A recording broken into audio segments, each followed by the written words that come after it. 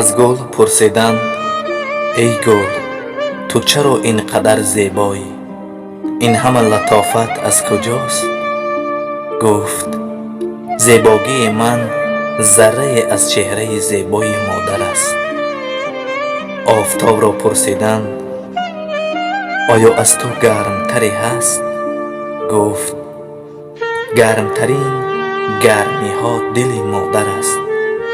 از کوه پرسیدند این همه استواری را از کی آموختی؟ گفت از متانت مادر.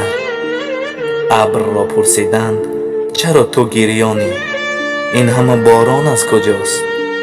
گفت این همه قطره های اشک چشمان مادر است که گاه از شادی گاه از غم از چشمانش می شارد.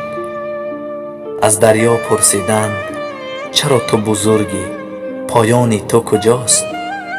گفت من از چشمه مهر و محبت مادر آب می گیرم که آن بی پایان است و بزرگی من نیز قسمت از بزرگی مادر است.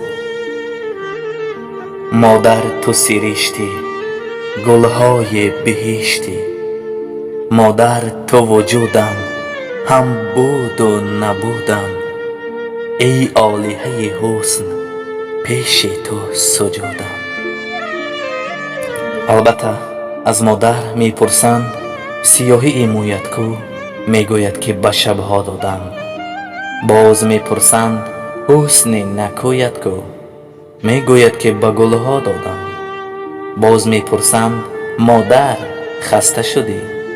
در جواب می گوید که هرگز. دنیا به من حسن جاویدان و مایه حیاتم داد که آن هم فرزندان من است. و ببینید که مادر چقدر بزرگ است. البته هر قدر سخن بهر مادر بگوییم کم است. خوبتر ز نام مادر نام نیست، خوبتر ز نام مادر نام نیست، خوشتر از ایام او ایام نیست.